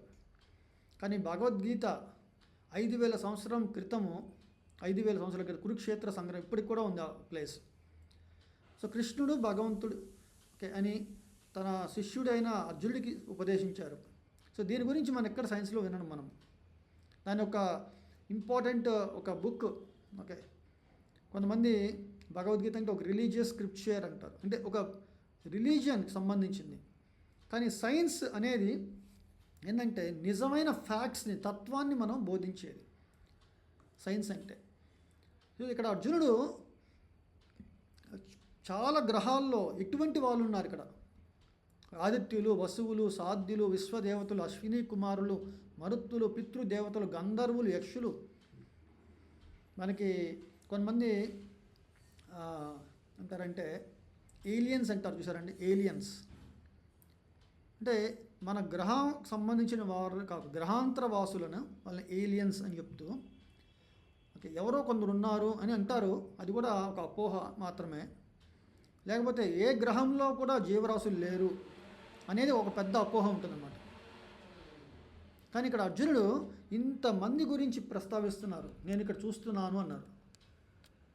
అర్జునుడు పాండవులలో మధ్యముడు, పాండురాజు అంటే ఒక డైనాసిటీ అనేది ఒకటి ఉంది మనకి ఓకే, ఈ కురు డైనాసిటీ అనేది. ఆ కురు డైనాసిటీలో చివరగా జనమజయుడు ఆయన సంతతి అంతా కూడా మన భాగవతంలో చాలా ఉందన్నమాట.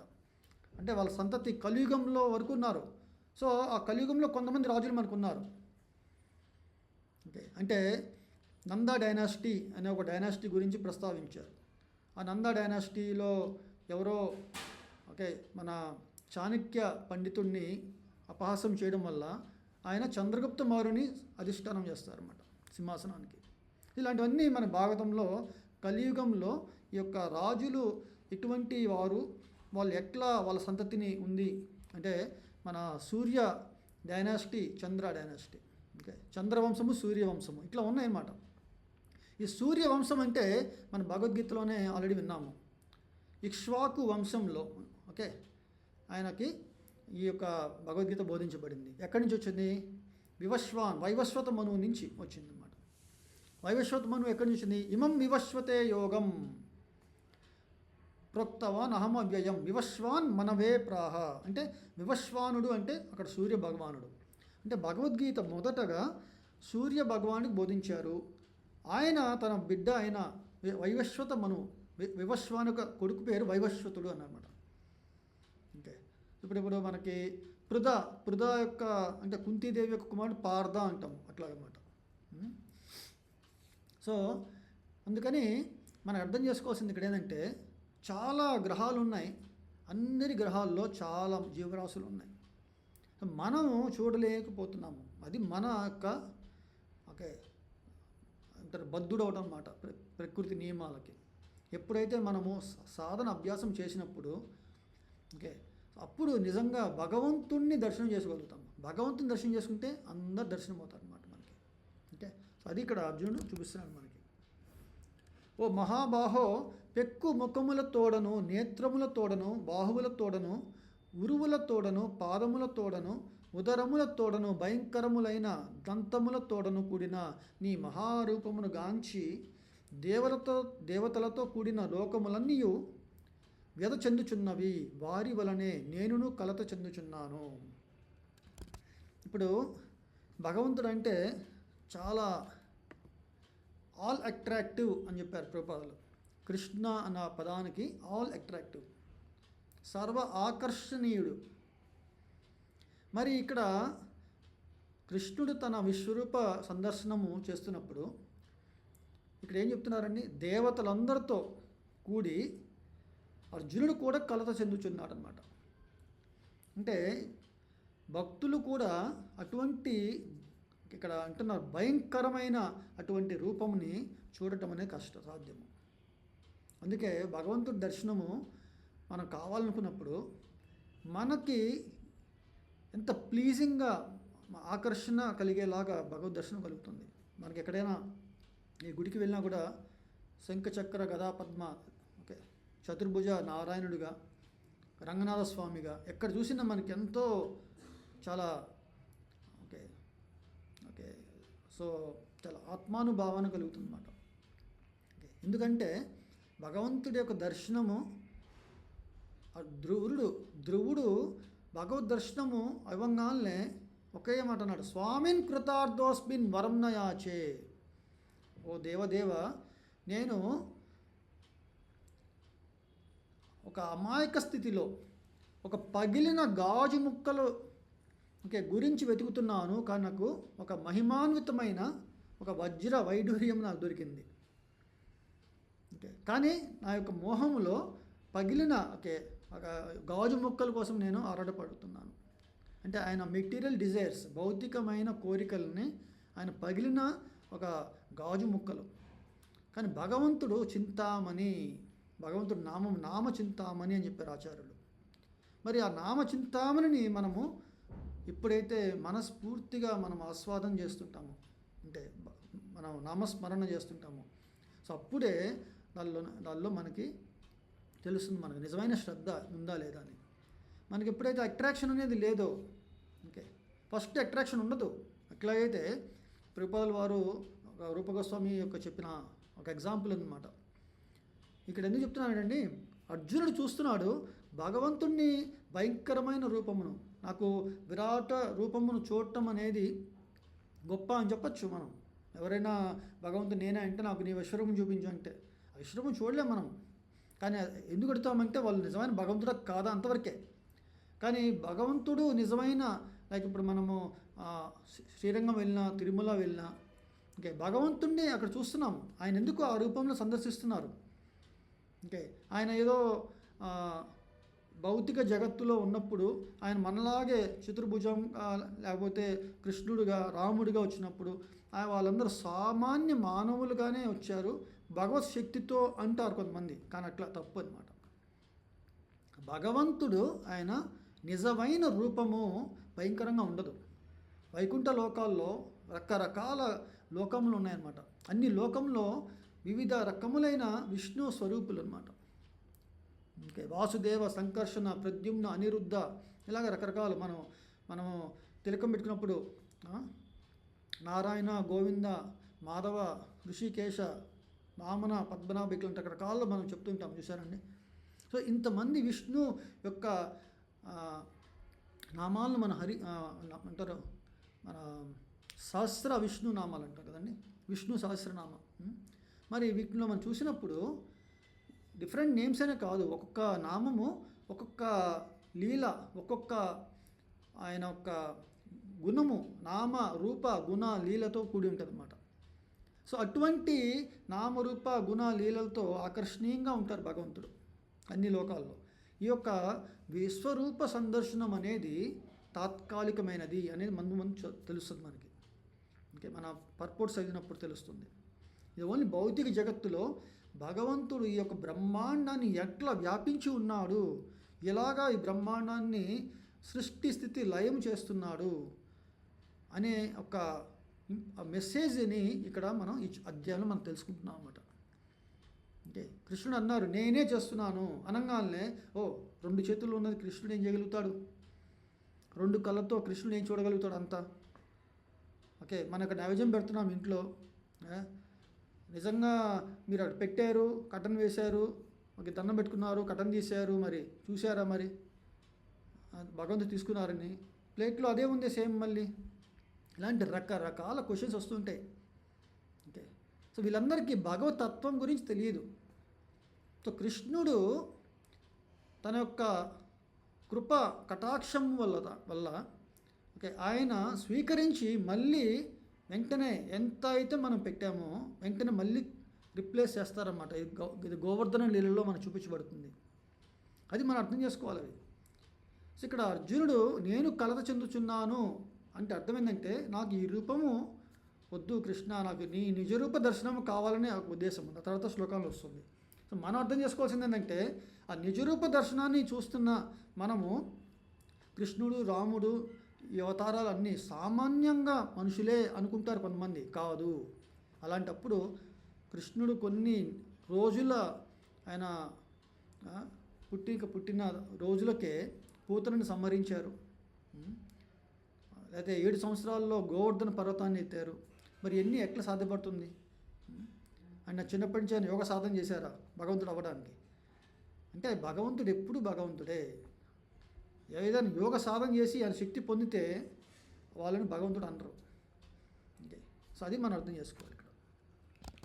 సో ఇక్కడ 24వ శ్లోకంలో సర్వవ్యాపకుడవైన ఓ విష్ణు, ఆకాశమును తాకు పెక్కు ప్రకాశమున వర్ణములతో కూడిన నిన్నును, తెరవబడిన నీ ముఖములను, తేజోవంతములైన నీ విశాల నేత్రములను గాంచి నా మనస్సు భీతిచే కలత చెందుచున్నది.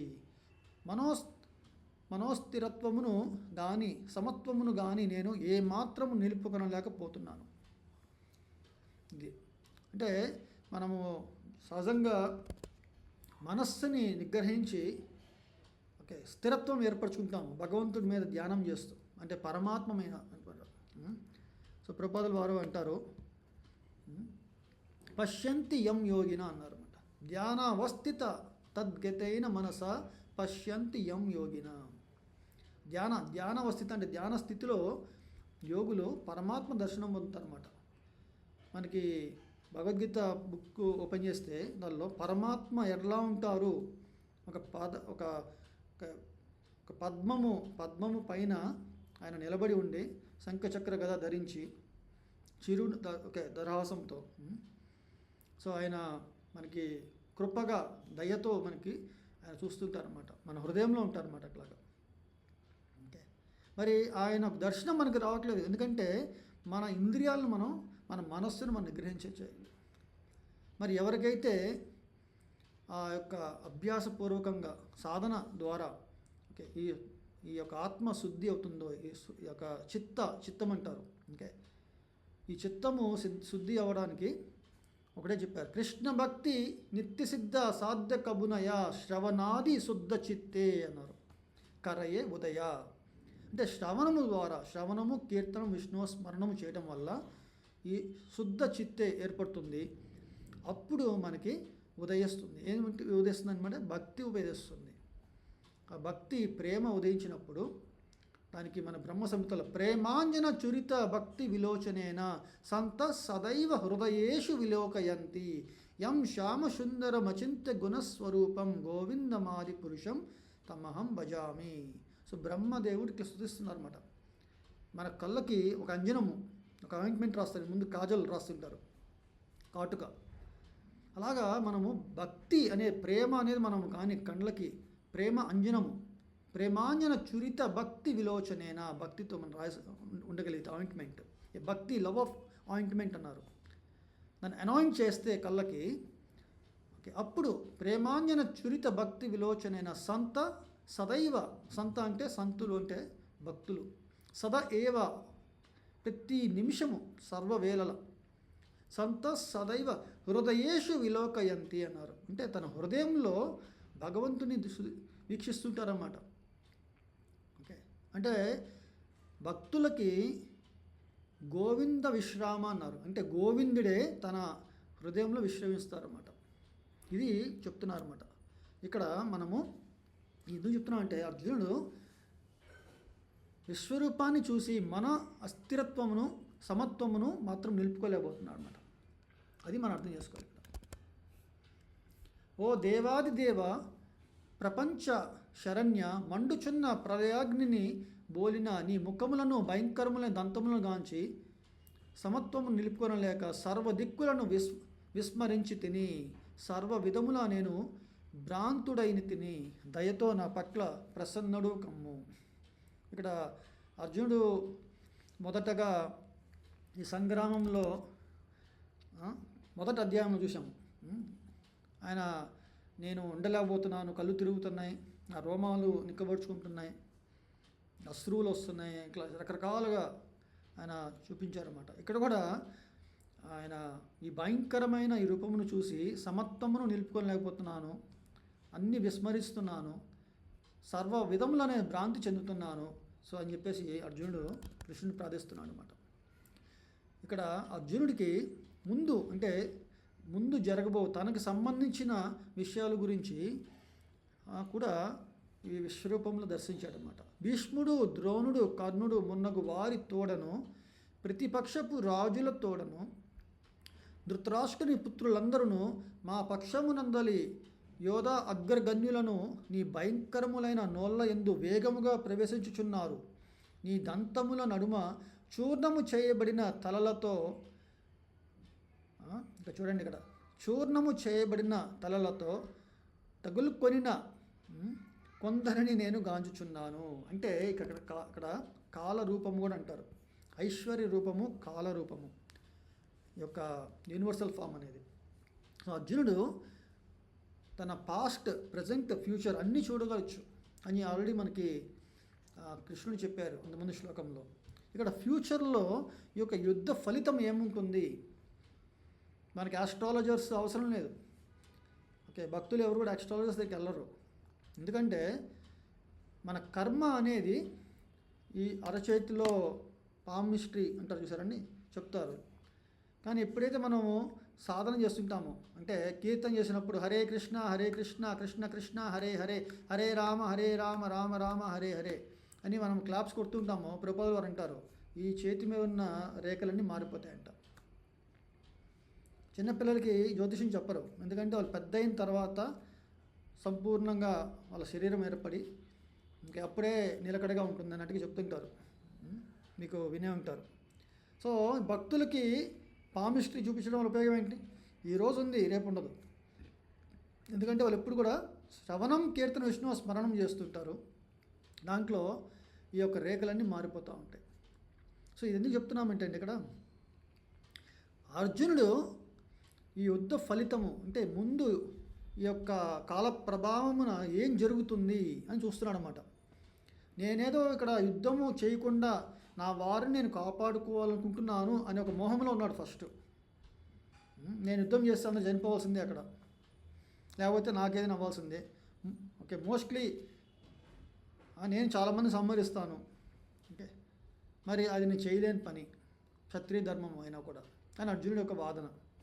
కానీ ఇక్కడ అర్జునుడు చూస్తున్నాడు ఏంటంటే కాల ప్రభావమున భీష్ముడు, ద్రోణుడు, కర్ణుడు అందరినీ ప్రతిపక్షమున మా పక్షమున, అంటే అటు కౌరవులు ఇటు పాండవులు అందరిలో ఉన్న యోధ అగ్రగణులందరూ కూడా కృష్ణుడి నోటిలో చాలా వేగముగా ప్రభుపాదులు వారు అంటారు ఇప్పుడు ఏదన్నా కాంతి కనబడినప్పుడు మోత్ ఉంటుందన్నమాట, కొన్ని కొన్ని పురుగులు లాంటివి ఫాస్ట్గా వెళ్తుంటే కాంతి అట్రాక్ట్ అయ్యి. అలాగే చాలామంది డెత్కి ఫాస్ట్గా వెళ్తూ ఉంటారు. ఎటువంటి వారంటే అన్నీ ఓకే వాళ్ళు చేస్తున్న అకర్మలు అనమాట, వికర్మలు. ఈ వికర్మలు అంటే ఇక వేదానికి చెప్పిన వాటిని మనం చేయకుండా అధర్మాచరణ అన్నమాట. ఓకే, సో ధర్మపరులు అధర్మపరులు అంటారు. ఈ అధర్మపరులు అట్లా వేగముగా తన యొక్క పాపభూయిష్టమైన లోకాలకి చేరుతారన్నమాట వాళ్ళు. ఇక్కడ అట్లా చెప్తున్నారు అన్నమాట. ఇక్కడ అంటే అర్జునుడికి అన్నీ తెలుస్తున్నాయి. నదీ ప్రవాహముల సముద్రమునందు ప్రవహించినట్లుగా ఈ మహాయోధులందరూ నీ నోళ్ళ యందు ప్రవేశించి మండిపోవచున్నారు. సో ఇది అర్జునుడు చెప్తున్నమాట. అత్యంత వేగముతో మిడుతల తమ వినాశనము కొరకై, అదే ఇందాక చెప్పుకున్నట్టుగా మిడుతల తమ వినాశము కొరకై జ్వలించుచున్న అగ్ని యందు ప్రవేశించినట్లు జనులందరూ నీ నోళ్ళ యందు ప్రవేశించుటను నేను గాంచుచున్నాను. చూసారండి, ఇక్కడ మనకి డే టు డేలో కూడా ఇటువంటి అనాలజీస్ మనం చూస్తుంటాం. సో 5,000 సంవత్సరాల క్రితము ఓకే, ఇది అర్జునుడు చెప్తున్నాడు ఇక్కడ. అంటే అవన్నీ అప్పుడు ఏంటో ఇప్పుడు ఏంటో అట్లా ఉంటుంది అనమాట. మనకేదో డైనోసార్స్ అని ఇక్కడ ఏదో అని ఏదో లోకంలో మారిపోయిందని అన్ని మార్పులు ఉంటాయి. మార్పులు అంటే డిటోరియేషన్ అనేది అవుతూ ఉంటుంది, కాల ప్రవాహం అని. కానీ సృష్టి ఎలా ఉంటుంది, మళ్ళీ ఈ సృష్టి ఒక క్యాలెండర్ లెక్క సత్యయుగము, త్రేతాయుగము, ద్వాపర యుగము, తర్వాత కలియుగము, మళ్ళీ సత్యయుగము క్యాలెండర్ లాగా మనకు మారుతూనే ఉంటుంది. సో ఇక్కడ అర్జునుడికి అర్థం కావాల్సింది ఏంటంటే ఈ కాలం అనేది సనాతనమైనది. ఈ కాల ప్రవాహంలో యొక్క దేహములు ధరించిన మనము అశాశ్వతమైన దేహములతో మనము మోహంలో పడి ఉన్నాము. ఇవన్నీ కూడా అర్జునుడు ఇక్కడ చూడగలుగుతున్నాడు అనమాట. ఓ విష్ణు, నీవు సమస్త జనులను నీ మండుచున్న నోళ్ళ ద్వారా అన్ని వైపుల నుండి మృంగి వేయుచున్నట్లుగా నేను గాంచుచున్నాను. విశ్వమంతటిని నీ తేజస్సుతో ఆవరించి భయంకరములను తప్పింపజేయు నవినియు అగు కిరణములచే నీవు వ్యక్తమవుచున్నావు. ఇక్కడ మండుచున్న నోళ్ళు అంటే ఆయన నోట్లో నుంచి కూడా చాలా ఫైర్ వస్తుంది, నిప్పు వస్తుంది, ఓకే, అగ్ని వస్తుంది అన్నమాట. అలా అన్ని వైపులా ఉంది, అందరూ కూడా విశ్వమంతా ఆవరించి ఉంది.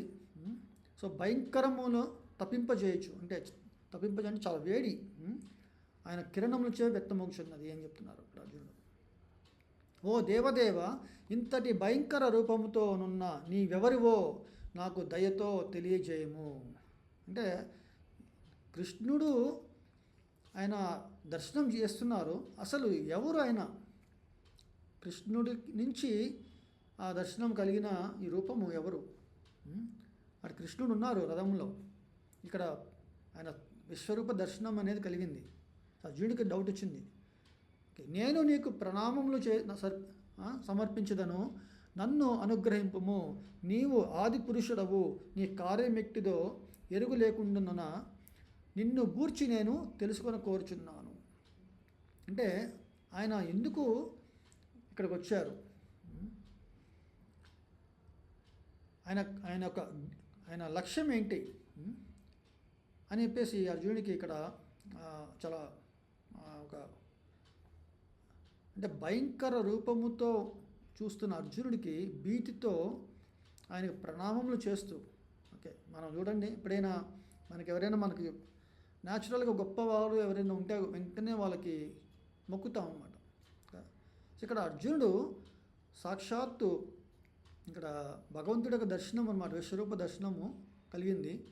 సో ఆయన ఇదివరకటి ఉన్న సఖ్య భావంలో అంటే కృష్ణుడు నా ఫ్రెండ్ అని చెప్పేసి చేతి మీద చేసుకుంటూ అట్లాగే చాలా సన్నిహితంగా ఉండేవారు. కానీ ఇక్కడ అర్జునుడి యొక్క భావన అంటే ఆయన ఒక దీని ఏమంటారంటే రసము అంటారు. ఇది మనకి 5 రసాలు ఉంటాయి, శాంత రసము, దాస్య, సఖ్య, వాత్సల్య, మాధుర్య. సో అర్జునుడు సఖ్య రసము ఫ్రెండ్షిప్లో. సో ఇప్పుడు ఆయన భీతితో ఉన్న ఆయన అనుభవం చెప్తున్నారు అనమాట. ఓ కృష్ణ, నీకు నేను ప్రణామములు చేస్తున్నాను అంటే, ఓ దేవదేవ విశ్వరూప దర్శనంలో నువ్వు ఎవరవు, నాకు అర్థమవుతుంది నువ్వు ఆది పురుషుడవు, కానీ నీ కార్యం ఎట్టిదో ఎరుగు లేకుండాను అని చెప్పేసి ఇక్కడ అడుగుతున్నారు అనమాట. ఒక 2 శ్లోకంలో అండి. దేవాది దేవుడనైన శ్రీకృష్ణ భగవానుడు పలికెను, నేను లోకములన్నిటినీ నాశనము చేయు కాలమును. ఇక్కడ చెప్తున్నా కాలోస్మి, నేను కాలమును ఫస్ట్ చెప్తున్నారు అనమాట. మరి ఆయన లక్ష్యం ఏంటి ఇక్కడ? జనులందరినీ నశింపచేయుటకే నేను ఇచ్చటకి వచ్చాను, అరుదించి తిని. నీవు పాండవులు తప్ప ఇచ్చటనున్న ఇరుపక్షములందలి యోధులందరూ చంపబడుదురు. ఇది ఫ్యూచర్ అని చెప్తున్నారు అన్నమాట. ఇక్కడ ఈ కురుక్షేత్రంలో 18 అక్షౌహిణీలు, 11 కౌరవులు, ఓకే 7 అక్షౌహిణీలు పాండవులు. మరి 18 అక్షౌహిణీలు సమావేశమైనవి. ఎవరు ఇంటికి వెళ్తారు అంటే కృష్ణుడు చెప్తున్నారు ఇక్కడ 5 మంది పాండవులు మాత్రమే, ఓకే చెప్తున్నారు. అంటే కొంతమంది ఉన్నారు, లైక్ సాత్యకి, కృతవర్మ, అలాగే కృపాచార్యులు, అశ్వత్థామ. ఇది మనము జస్ట్ చివరిగా కూడా చూస్తుంటాము. సో దీంట్లో కృష్ణుడి యొక్క యదు వంశంలో ఉన్న సాత్యకి, కృతవర్మ వాళ్ళెవరు ఏం చేయలేరు. వాళ్ళెవరు దేవతలు కూడా ఎవరు ఏం చేయలేరు. అది ఆల్రెడీ మనకి చాలా చోట్ల చెప్పారు. అందుకే కృష్ణుడు ఈ మౌషాల లీల అంటారు, అందుకే చేశారన్నమాట. అది అంటే గాంధారి శాపము ఆయన ఉపయోగించుకొని తన అవతార సమాప్తి చేస్తున్నారు. కానీ ఇక్కడ ఉన్న మెయిన్ కృపాచార్య, ఎందుకంటే ఆయన వరం ఉందన్నమాట. ఆయనకి ఇచ్ఛామూర్తి కూడా ఉంది ఆయనకి, ఆయన ఎవరేం చేయలేరు. ఇంకోటి కృపాచార్యుడు పరీక్షిత్ మహారాజుకి మినిస్టర్ అవుతారనమాట, అంటే ఆయన టీచర్గా. ఇట్లాంటి ఒక్కొక్కరికి ఒక డ్యూటీ సర్వీసెస్ ఉన్నాయి. ఓకే వీళ్ళందరూ ఋషులు, మహర్షులు, ఓకే చాలా గొప్పవారు. కానీ వాళ్ళు ఈ యొక్క యుద్ధంలో పాల్గొనాల్సిన బాధ్యత ఏర్పడింది. ఎందుకంటే క్షత్రియ ధర్మాన్ని అనుసరించాల్సి వచ్చింది ఆ టైంలో, ద్రోణాచార్యుడు కానీ కృపాచార్యుడు కానీ. సో వాళ్ళందరూ మినహాయించి మామూలుగా యోధులందరిని చూస్తే అందరూ కూడా ఇరుపక్షములలో ఉన్న అందరూ కూడా చంపబడతారు అని చెప్పేసి కృష్ణుడు ఇక్కడ చెప్తున్నారు అన్నమాట.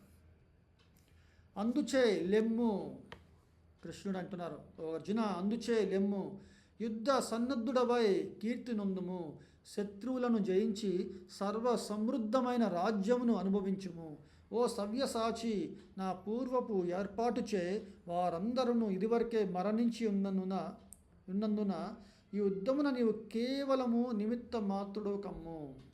ఈ పదం నుంచి వచ్చిందండి. చాలామంది పెద్దలు నేనేం చేయగలుగుతానండి, నిమిత్త మాత్రుడిని అంటారు.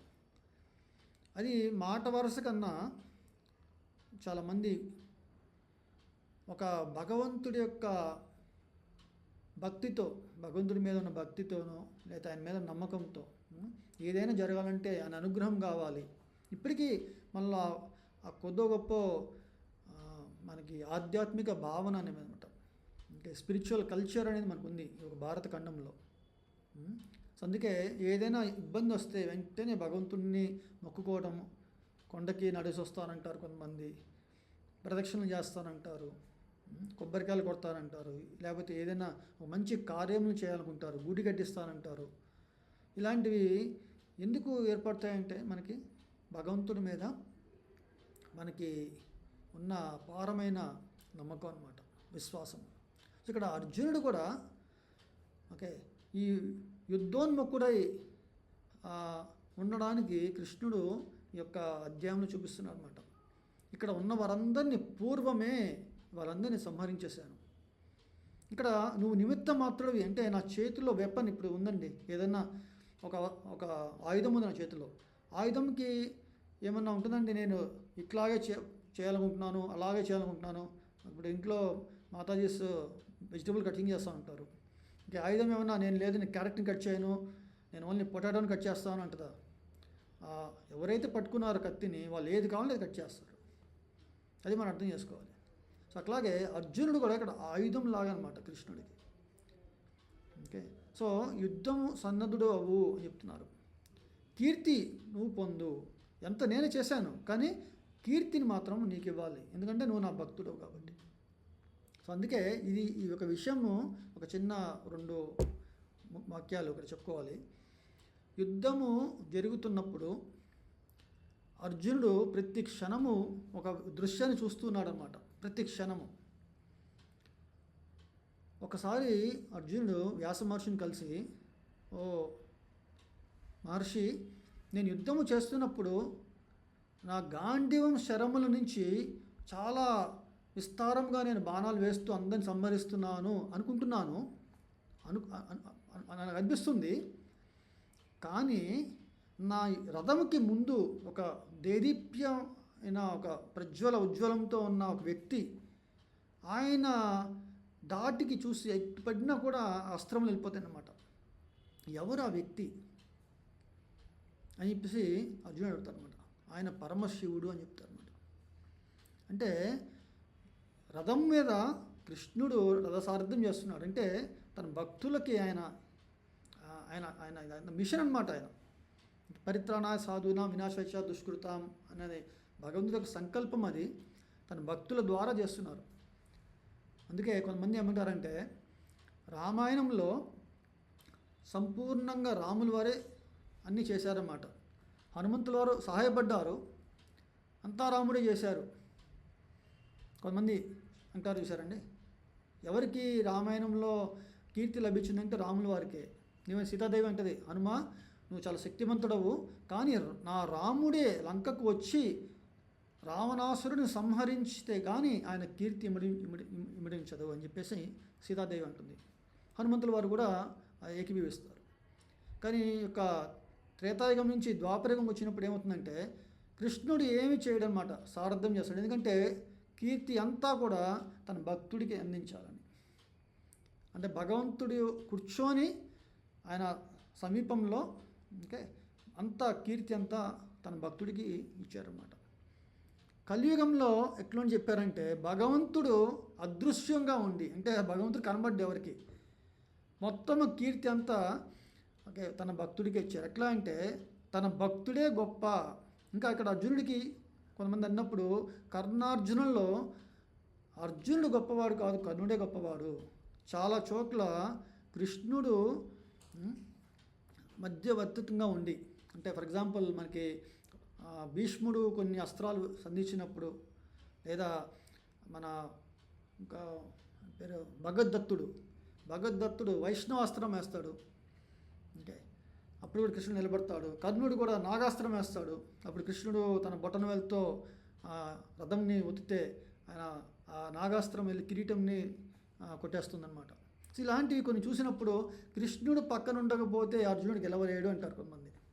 సో కలియుగంలో వచ్చేసరికి దేవుడు అంటే భగవంతుడు కృష్ణుడు పక్కన కనబడ్డు, కానీ తన చేసిన పని ఆచార్యులు లేకపోతే ప్రభుపాదులు చూశారనుకోండి, ఏ కంట్రీకి వెళ్ళినా కూడా ఇన్ని వైష్ణవ సంప్రదాయాలు అంటే ఇస్కాన్ సంస్థ అనేది ఏర్పరిచారంటే, అంటే వైష్ణవ మన సంస్కృతిని, ఈ నామస్మరణ హరే కృష్ణ మహామంత్ర, లేదా ఇప్పుడు జరుగుతున్న మన జగన్నాథ రథయాత్రల్ని ఇన్ని చోట్ల జరుగుతుందంటే అంతా ఎవరికండి, ఎవరి ద్వారా జరిగింది? ఇదంతా ప్రభుపాదుల వారి ద్వారా జరిగింది. కానీ అక్కడ ప్రభుపాదుల వారు ఎప్పుడైనా క్రెడిట్ తీసుకున్నారా? ఆయన ఆచార్యులు ఆయన ఎప్పుడు అంటారో, ఇదంతా కూడా చైతన్య మహాప్రభు నిత్యానంద ప్రభు వాళ్ళ కృప వల్ల వాళ్ళు అవతరించారు కలియుగంలో.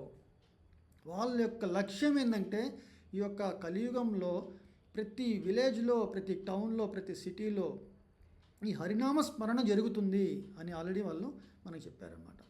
ఎలాగైతే ఇక్కడ కృష్ణుడు అన్నారు, నా యొక్క ఏర్పాటు చే అన్నీ జరిగినాయి, అలాగే వాళ్ళ ఏర్పాటు చే ఇక్కడ అంతా అరేంజ్ చేశారు. ప్రభుపాద వచ్చి ఆయన నామ ఇక్కడ అంటే నిమిత్త మాత్రంగా ఆయన ఆచరించారన్నమాట. అలాగే ఇప్పుడు మనకి కూడా అవకాశం ఉందండి. ఓకే, మనకి ఇప్పటికి కూడా అవకాశం ఉంది. నేను ఎప్పుడు ఒకటే భావంతో ఆలోచిస్తాను. ఓకే, రాముల వారు లంకకు వెళ్ళాలి, ఓకే ఆయన వెళ్ళగలరు, కానీ అందరి యొక్క సమూహము అంటే వానర సమూహంతో వెళ్ళాలి. సో ఆయన వారధి కట్టమని చెప్పారు, ఆదేశించారు. అందరూ వానరులు ఒక్కొక్కళ్ళు తన శక్తి కొలది రామసేవలో ఉన్నారు. ఒక ఉడత కూడా వచ్చి ఉడత అంటే ఉడత భక్తి అంటారు చూసారని ఆ పదం నుంచి వచ్చి రాముల వారికి సేవలో ఉంది. మరి హనుమంతుల వారు వచ్చి, నువ్వు పక్కకు తప్పుకో, పొరపాటుని మీరు కాలేస్తానేమో, నీ యొక్క సేవ బాగానే ఉంది కానీ నాకు అడ్డొస్తున్నావు ఓకే, నువ్వు వెళ్ళి మట్టిని తీసుకెళ్ళి సముద్రంలో వేసినా అక్కడ గొప్పగా జరిగేది ఏం లేదు. ఉం? నీ సేవకి కొంచెం టైం ఇవ్వచ్చు అనేప్పుడు హనుమంతుల వారిని చూసి వెంటనే రామచంద్ర ప్రభు అంటారు, నువ్వు పెద్ద పెద్ద కొండరాళ్ళు మోసి ఆ ఉడత మట్టి ఆ, ఆ రేతు రన్నులను కొంచెం సముద్రంలో వేస్తుంది, ఇద్దరు ఒకటే నాకు. నీ శక్తి కొరకు నువ్వు చేస్తున్నావు, ఆ ఉడత కూడా తన శక్తి కొద్ది తను చేస్తుంది. ఇద్దరి సేవ ఎటువంటి ఒక తేడా అనేది లేదనమాట. ఇక్కడ భావన అనేది ఇంపార్టెంట్. సో ఇక్కడ మనం అర్థం చేసుకోవాల్సింది ఏంటంటే, మనం కూడా ఆచార్యులు అంత గొప్పగా చేయకపోయినా మన ఉడతా భక్తిగా మనం చేయగలిగింది మన ఫస్ట్ మన నామస్మరణ చేసుకోవాలి.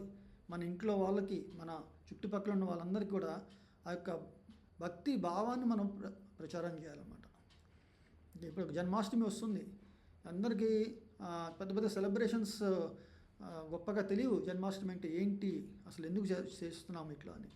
సో మనం వాళ్ళందరికీ కానీ ఈ హరే కృష్ణ మహామంత్రాన్ని, ఈ భగవద్గీతని చదవమని, ఒక పుస్తకాన్ని మీరు చదవండి జీవితంలో అని మనం ఎప్పుడైతే మనం చాలా శ్రద్ధగా మనమే అర్థం చేసుకున్న వాళ్ళగా మనం ఎప్పుడైతే చెప్తామో అప్పుడు భగవంతుడు నిజంగా మనకి ఒక భాగ్యాన్ని కలిగిస్తారు.